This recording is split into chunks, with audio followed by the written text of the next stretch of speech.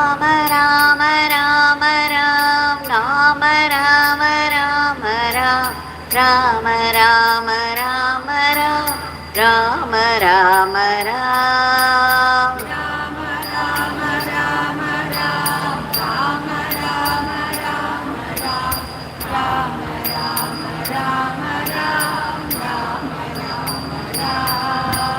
Yogi Ram Surat Kumar Yogi Ram Surat Kumar Yogi Ram Surat Kumar Jai Guru Raya Yogi Ram Surat Kumar Yogi Ram Surat Kumar Yogi Ram Surat Kumar Jai Guru Raya Yogi Ram Surat Kumar Yogi Ram Surat Kumar Yogi Ram Surat Kumar Jai Guru Raya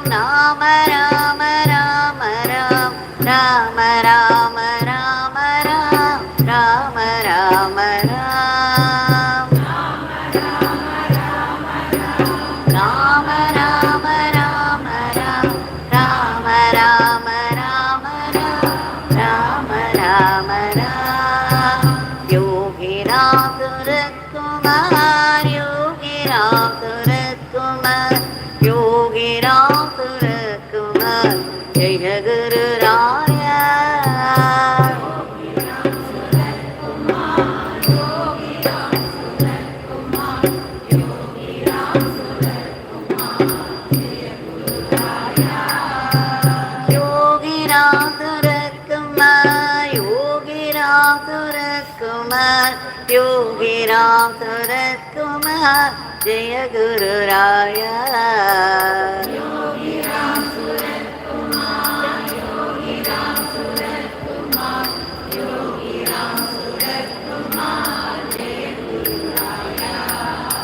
Ram Ram Ram Ram Ram Ram Ram Ram Ram Ram Ram Ram Ram Ram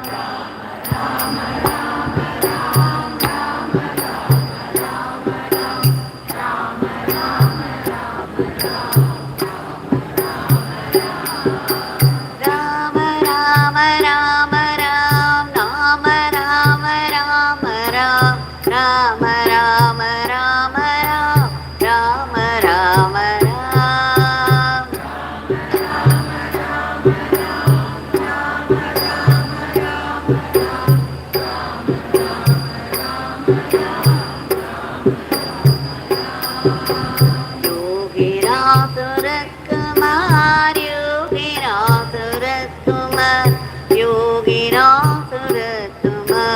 Jai Guru Raya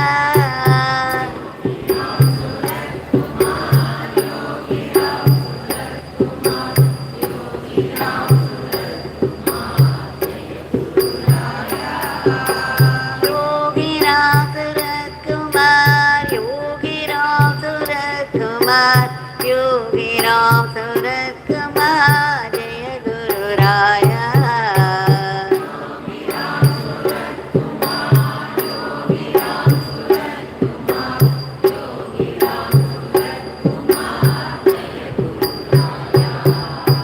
Ram Ram Ram Ram Ram Ram Ram Ram Ram Ram Ram Ram Ram Ram Ram Ram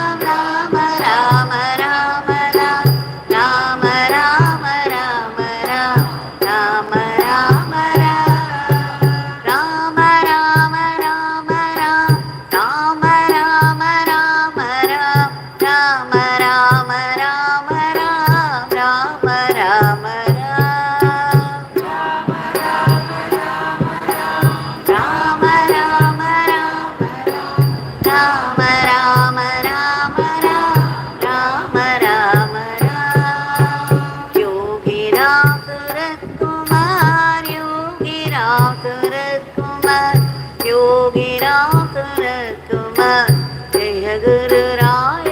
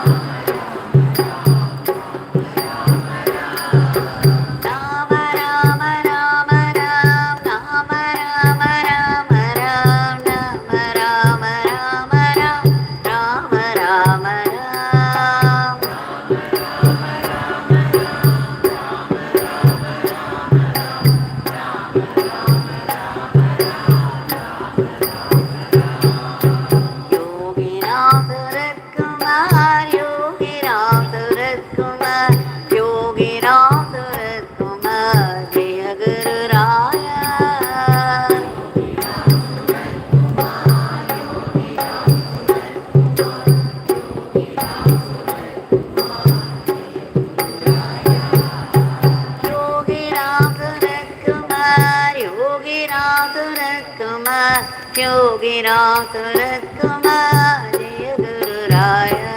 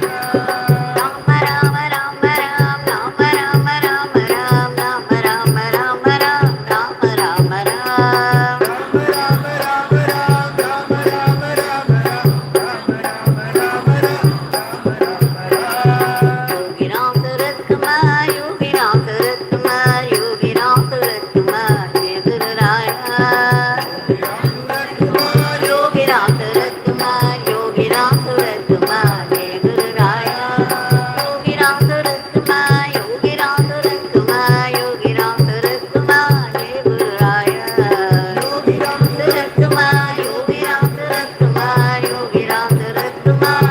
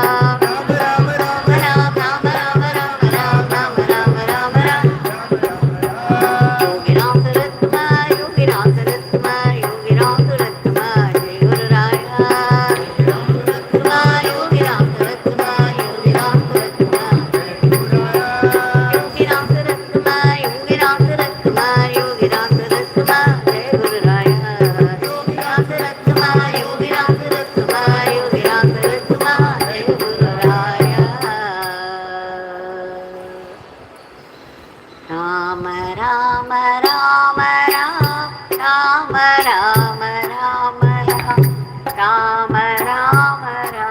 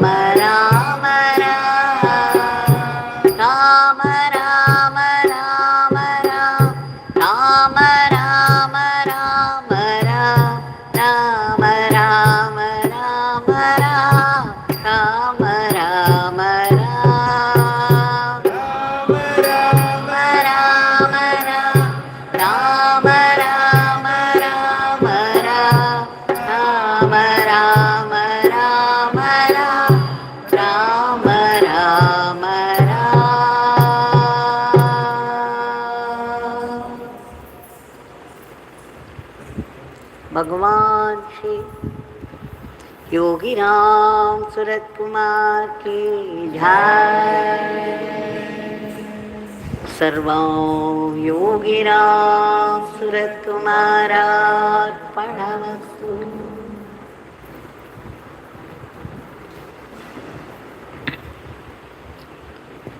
It is no small grace that we have all been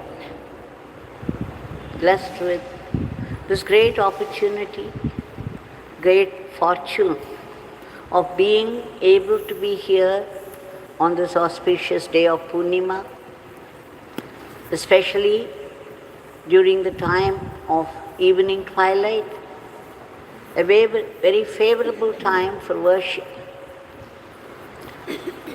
to sing His powerful name for 1 hour, like Nama Prabha, like Nama Ganga.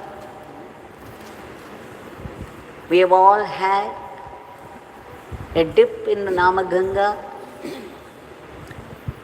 and got purified both physically and mentally. In appreciation, in adoration of this extraordinary grace, and that with deep gratitude, we have offered the Nama lotuses at the lotus feet of Bhagavan. And of course, we should also remember, along with the Nama lotuses, we should keep submitting the Seva lotuses as well. How do we do that? Every work that falls into our hand all through the day and late into the night and early morning, we should do it in the spirit of service to Bhagavan,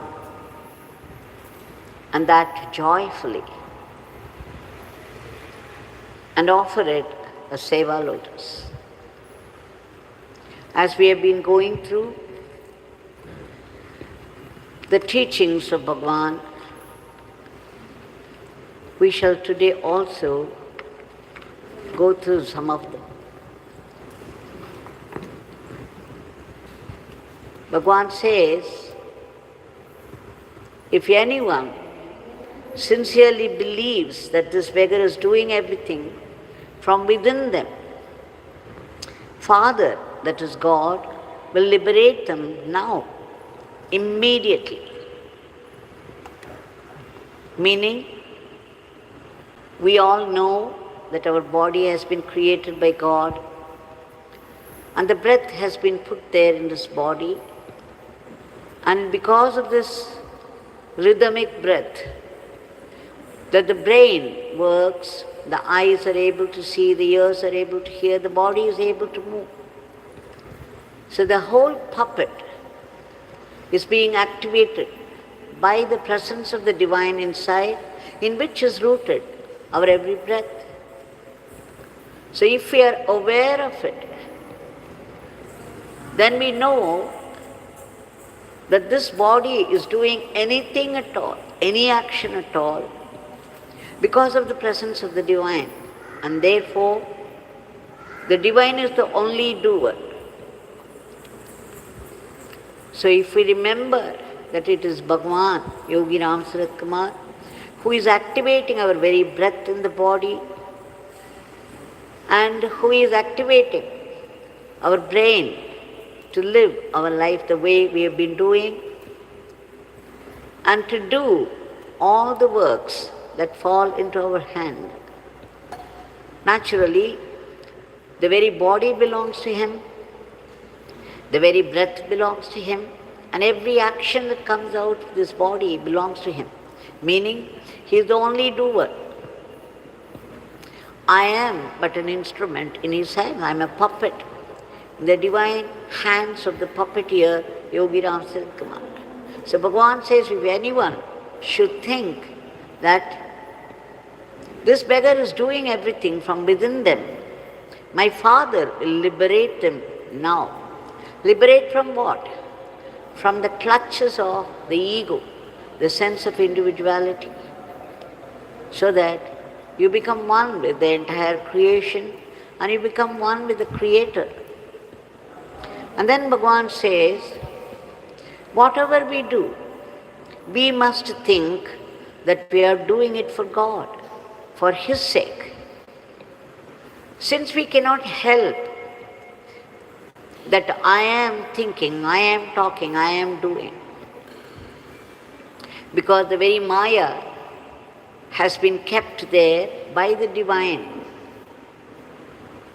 So we cannot help thinking that we are doing everything, even though we know that it's the divine who is doing everything through us.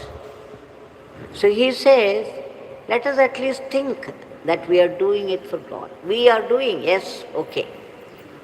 The ego says we are doing, but then we are doing it for God's sake. We are doing it for God. So we should, every one of us should remember that whatever we do, we are doing it for God's sake. And then once I asked Bhagavan, I told him, I want God alone. As you say, nothing else, no one else. I want God alone. Bhagavan thundered, if you want God alone, why do you accept the existence of anything else? What a beautiful, appropriate, profound question. Just think of the gopis of Vrindavan. To them, Krishna alone existed. They were thinking of Krishna all the time. His leelas, his beauty, his flute, the way he walked, the way he talked, the way he moved with everybody, the way he stole makhan, the butter, and the way he landed them in trouble. So they were thinking of Krishna all the time, that to them everything became Krishna, everyone became Krishna. To them Krishna alone existed. So much so, when they went out in the streets carrying the curd pot, instead of saying curd, curd for selling it, they would be shouting Krishna, Krishna without knowing it. It came out so naturally, for they were breathing in and out Krishna. They were only talking about Krishna. They could see only Krishna everywhere. So Bhagavan says, when you are obsessed with God, so much so that you want only Him and nothing else, no one else, then why do you accept the existence of anything else? Why do we think that anything other than Krishna exists at all? Everything should become only Yogi Ram Sarat Kumar. Everything should become only Krishna. Everything should become only Shiva. We should not be able to see the existence of anything else. So this is something we all have to remember all the time. And then Bhagavan said, bring again and again to the mind that God is your goal and that you are living for His sake alone. If you forget, it's all right. Try to remember again and bring it to mind again and again. So he is saying that even if you forget, it's all right. Who can understand better than God? So all that we have to do is bring it to our mind, abhyas, practice the thought of God, no matter how many times we forget. Just as a little child who is learning to walk, how many times he would fall down, and yet he would just look this side and that side, and then once again would start walking. He would never give up trying. Bhagavan often said, this trying is tapasya. Any effort that we make towards God is tapasya. So just as this little child, which is learning to walk, would try again and again in spite of its falling down several times, and finally it would start running. We should also never give up. our trying, no matter how many times we forget God, how many times we forget His name, how many times we forget the thought that we are only instruments in His hand, He is the real doer. It doesn't matter. God understands. Let us try once again. And let's keep on trying. And then Bhagavan says, thus when we do everything for God, offer all our actions, our every breath, then only surrender comes. When God accepts this surrender, He takes possession of our body, mind and intellect. So Bhagavan says, offer your every breath. The very breath is not what we put there, it is He who put it there. And many, many times we forget that we are breathing at all. We get so absorbed in the work or in anything that we are engaged with. We are not even aware that the breath is going on with such rhythm and precision. So He says, offer this breath, knowing that it's coming from Him, knowing that it is rooted in Him. Offer your every breath to Him. Say, Bhagavan, my every breath is for you.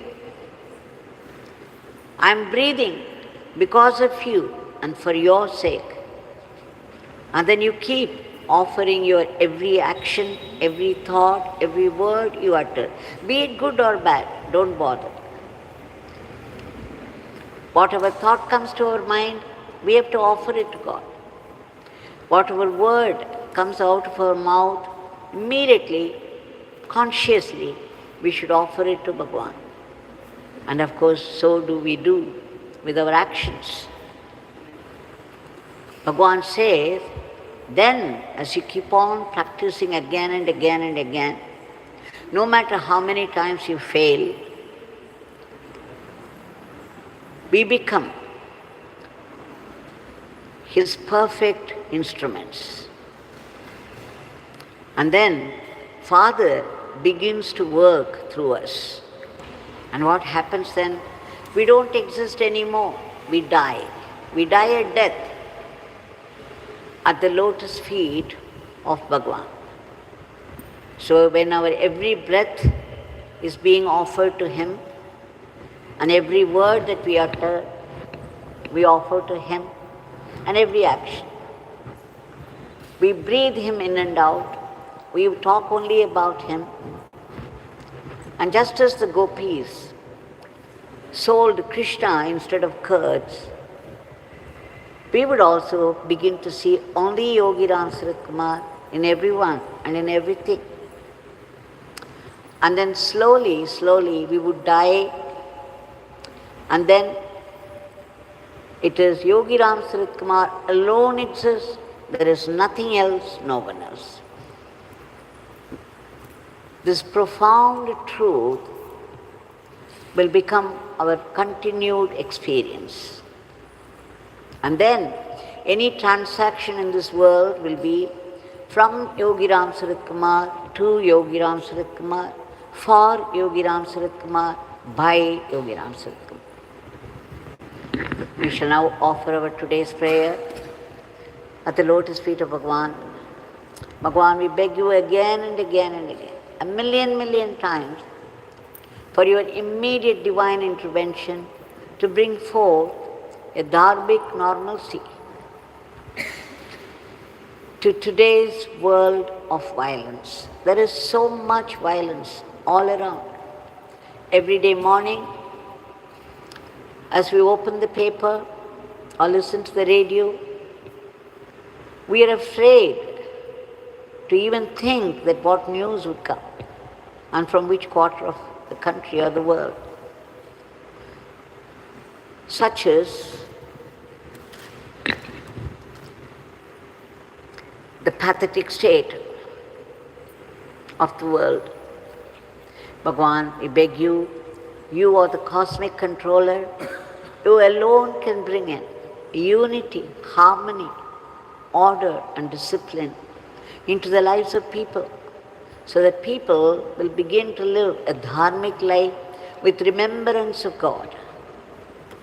Otherwise, they live any way they like and create a philosophy to suit themselves, to justify what they are doing.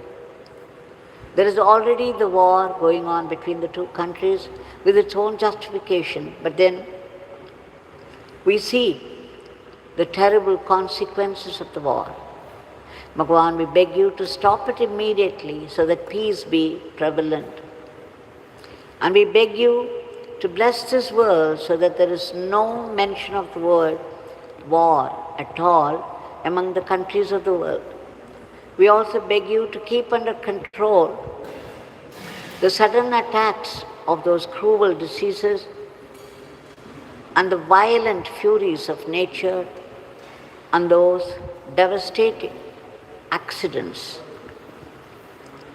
We also beg you to uproot all the asuric thoughts of the mind, those negativities which are responsible for today's world of violence. And in this world, whichever country we belong to, whichever language people speak, whichever religion they have embraced, everybody suffers from their past bad karmas, and that without help or protection. People may not believe in the karmic theory or rebirth, but the law of karma, which is relentless. The other word for law of karma is divine justice.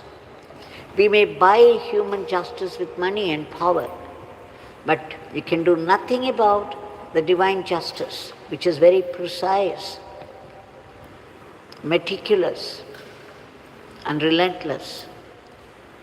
We beg you, Bhagavan, to reach out to all those people and do the needful.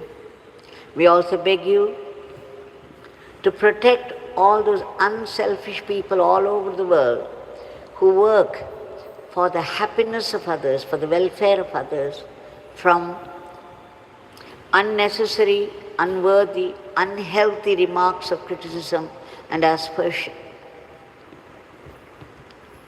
We beg you again to promote, to give a big boost to the economy of our country and promote the growth in varied fields of activity, science and technology to spirituality, so that India would attain that highest status of world teacher to conduct the whole world in the path of dharma.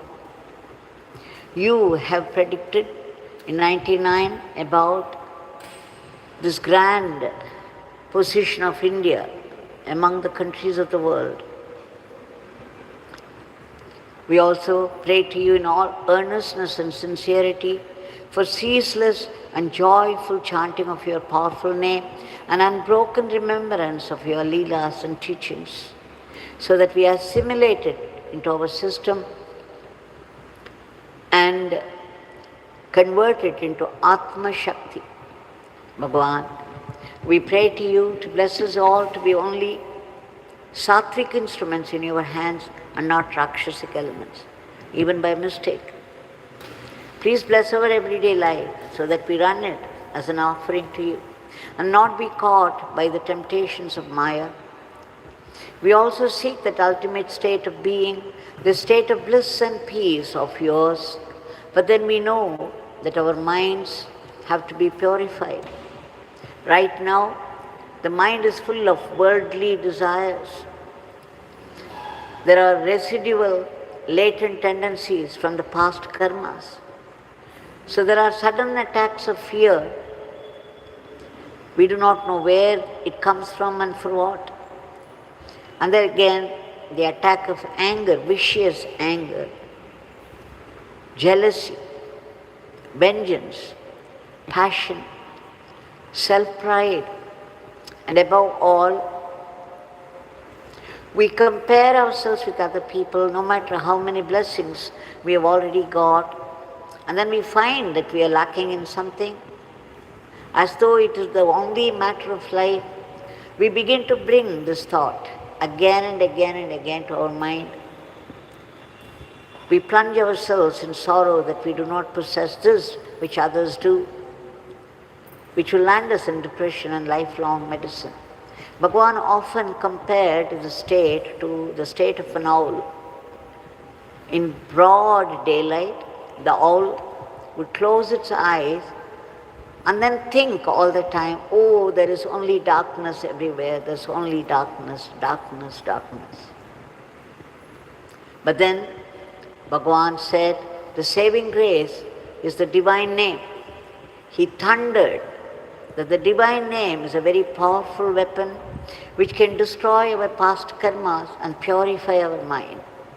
We take refuge in your powerful name, Bhagavan, and pray for our early purification.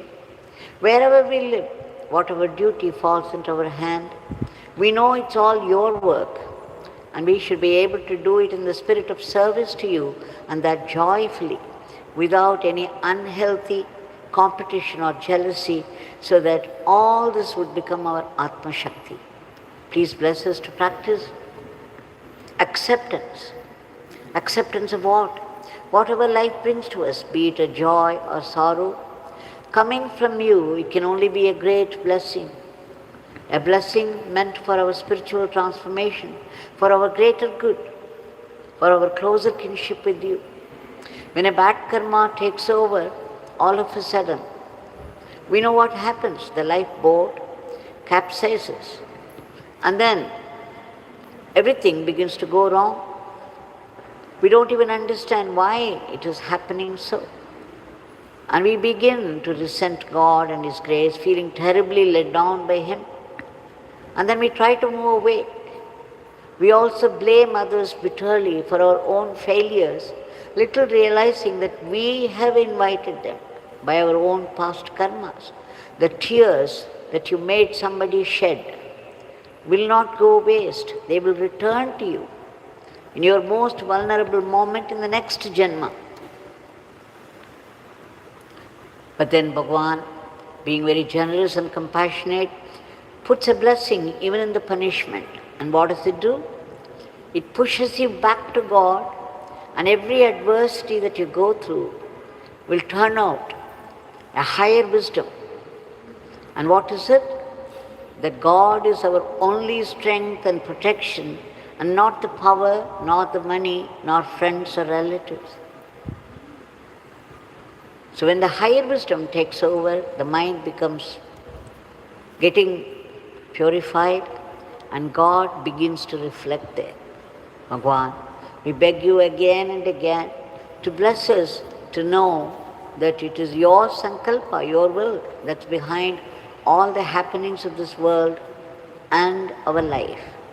Please bless us to be grateful to you even for the adversities of life.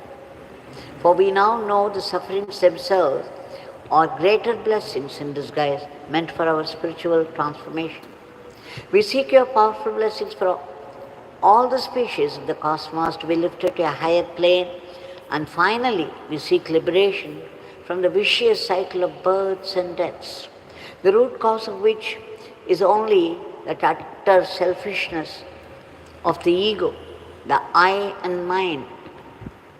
We beg you, Bhagavan, to uproot this aham bhavam and promote atma bhavam, so that we be blessed with that immortal life, that eternal living in merger with you, or eternal servitude in surrender to you, you, the eternal supreme divinity. Jai Viram Suratkumar.